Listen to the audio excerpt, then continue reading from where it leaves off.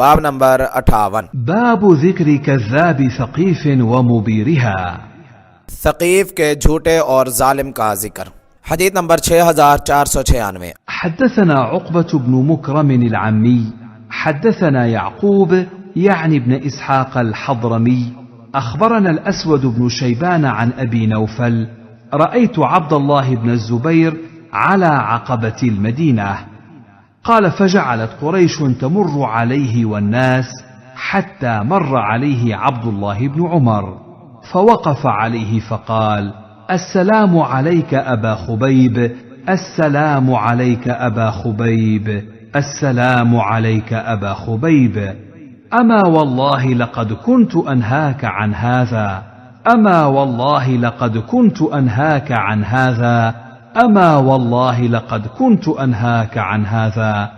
أما والله إن كنت ما علمت صواما قواما وصولا للرحم أما والله لأمة أنت أشرها لأمة خير. ثم نفذ عبد الله بن عمر فبلغ الحجاج موقف عبد الله وقوله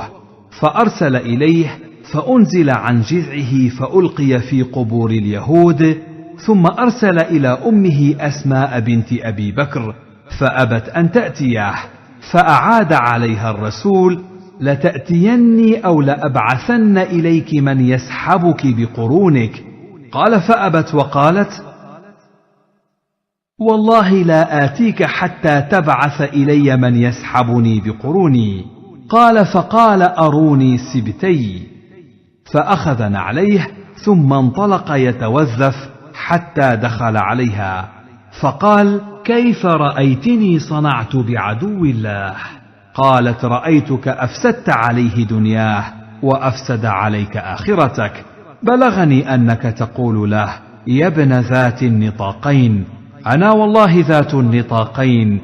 أما أحدهما فكنت أرفع به طعام رسول الله صلى الله عليه وسلم وطعام أبي بكر من الدواب وأما الآخر فنطاق المرأة التي لا تستغني عنه أما إن رسول الله صلى الله عليه وسلم حدثنا أن في ثقيف كذابا ومبيرا فأما الكذاب فرأيناه وأما المبير فلا إخالك إلا إياه قال فقام عنها ولم يراجعها۔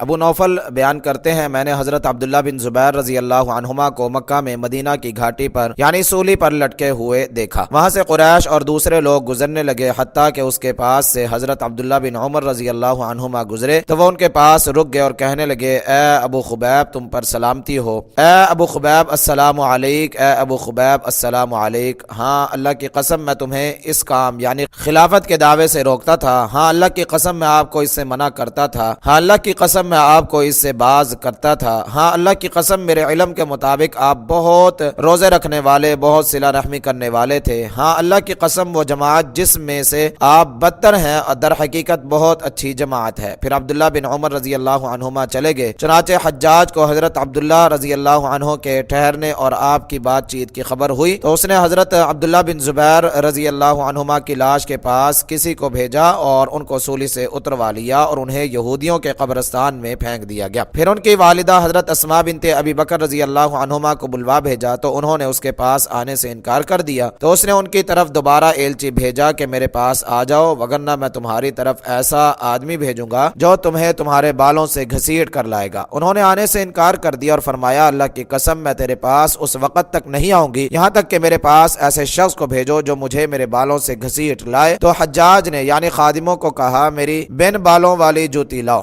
پھر تیزی سے اکڑتا ہوا چل پڑا حتیٰ کہ اس کے پاس پہنچ گیا اور کہنے لگا تو نے مجھے کیسے دیکھا؟ میں نے اللہ کے دشمن کے ساتھ کیا سلوک کیا؟ وہ فرمانے لگی میں نے تجھے دیکھا ہے تو نے اس کی دنیا بگاڑ دی اور اس نے تیری آخرت برباد کر دی۔ مجھے خبر ملی ہے تو اسے 2 کمر بندوں والی کا بیٹا کہتا ہے، میں اللہ کی قسم 2 کمر بندوں والی ہوں، رہا ان میں سے ایک کمر بند تو اسے میں رسول اللہ صلی اللہ علیہ وسلم اور ابو بکر رضی اللہ عنہ کے کھانے کو جانوروں سے بلند کرتی تھی کہ وہ اسے کھا نہ لے۔ رہا دوسرا تو وہ عورت کا کمر بند تھا جس سے عورت مستغنی نہیں ہو سکتی۔ ہاں رسول اللہ صلی اللہ علیہ وسلم نے ہمیں بتایا تھا بنو ثقیف میں ایک جھوٹا ہے اور ایک ظالم ہے۔ رہا کذاب یعنی جھوٹا تو ہم اس کو دیکھ چکے ہیں، رہا ظالم تو میرے خیال میں تو ہی وہ ہے۔ تو وہ ان کے پاس سے اٹھ کر چلا گیا اور انہیں کچھ جواب نہ دیا۔ تخریج تفرد به مسلم منظر التحفہ برقم 11595۔ مفردات الحدیث نمبر 1 عقبۃ المدینہ، مکہ کی وہ گھاٹی جس سے مدینہ کو جایا جاتا ہے، جہاں حجاج نے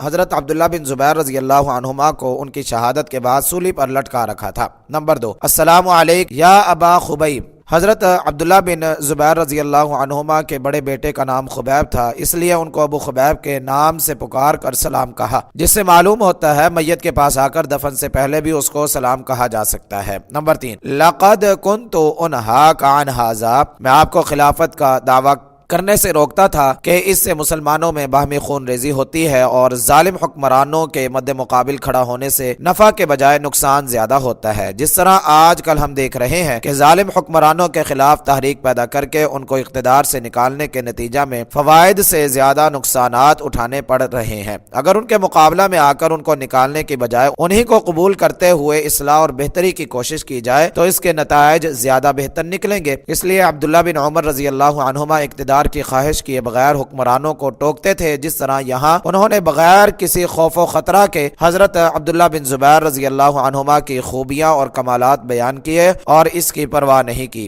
کہ حجاج اور اس کے حواری تو ان کو اللہ کا دشمن اور ظالم قرار دیتے ہیں۔ اور حضرت عبداللہ بن عمر رضی اللہ عنہما نے یہ بھی فرمایا جس امت میں تیرے جیسا آدمی دشمنوں کے بقول بدترین ہے وہ امت بہت ہی بہتر اور افضل ہے۔ نمبر 4 یتوظف، تیز چلتے ہوئے یا اکڑ کے ساتھ چلتے ہوئے۔ نمبر 5 ذات النطاقین، نطاق اس پٹکے کو کہتے ہیں جسے عورت کام کاج کرتے وقت کمر پر باندھتی ہے۔ سفر ہجرت کے وقت سفری کھانے کو باندھنے کے لیے انہوں نے اپنے کمر بند کے 2 حصے کر لیے تھے، ایک کے ساتھ سفری کھانا باندھا اور دوسرے کے ساتھ مشکیزے کا منہ باندھ دیا۔ فتح الباری جلد نمبر 7 صفحہ نمبر 294۔ لیکن مسلم کی روایت سے معلوم ہوتا ہے انہوں نے اقامت مکہ کے دوران بھی کیڑوں مکوڑوں سے بچانے کے لیے کھونٹی پر باندھنے کے لیے اپنا کمر بند 2 حصوں میں تقسیم کیا تھا۔ نمبر 6 کذاب، جھوٹا، اس سے مراد مختار ثقفی ہے جس نے یہ دعویٰ کیا تھا کہ میرے پاس وحی آتی ہے۔ نمبر 7 مبیر، ظالم و سفاک، اس سے مراد حضرت اسماء رضی اللہ عنہا نے حجاج کو لیا اور علماء امت نے ان کے قول کو قبول کیا۔